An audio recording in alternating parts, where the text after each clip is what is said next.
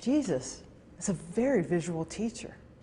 His parables, and of course one of my favorite stories, Matthew 18. The disciples have come to Jesus. They want to know about greatness in the kingdom. It's kind of where we are, often.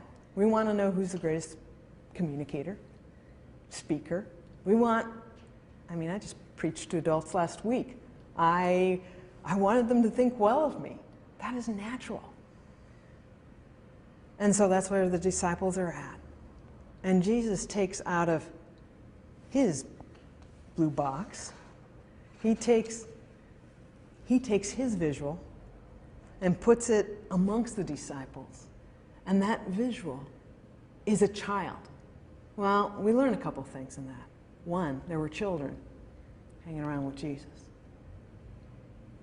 And Jesus was so inviting and so safe and so loving that the child didn't have any problem being brought before all these adults. And Jesus says, you need to come like a child. You need to be a child in following me. See, we become bosses somehow. We become in charge of Jesus' things instead of keeping that child spirit. I think freshness in ministry for me, when people find out how long I've been doing this, is because I hang out with kids. It's because I look through their eyes and their hearts. They do this. They change me. But it's this story that starts that. I've had the opportunity of going to a lot of amazing, amazing churches in my time and have seen great Sunday school buildings, state of the art, that would rival Disneyland. But they're so far away from where the adults are, from where their parents are. And that separation, churches find, really hinders the gospel. This children's sermon at Menlo Park Presbyterian Church in the 25 years that we did it grew to be something that I didn't realize it was going to become, and that's often the way God works. But I think it happened one Sunday when, after doing the children's sermon, I walked out, and between services, before the next one, my boss, the senior pastor who had just preached, was running after me. And I said, what's going on? And he said, can you do that again? Can you do that again at the 9:30 service? And then again at the 11 o'clock service?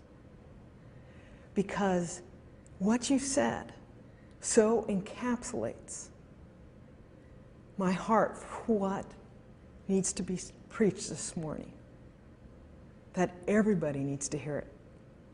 So the first time we did this, I brought one of the Sunday school classes in because I didn't know how to do a blue box without kids sitting on the steps. Well, that was absurd. We didn't need kids because we are all God's children. Another thing we noticed is that adults, if they couldn't see what was going on, they would move so they could see. They would sit on the edge of their seats because they were curious. One time I had a couple say that they went out to brunch after church, and they said, wasn't that a powerful sermon? And they just went on and on. And then they realized that none of them could remember actually what the main topic of the sermon was. They had already, been 45 minutes, they had fought for the restaurant, the parking, and all that. They still had the inspirational buzz.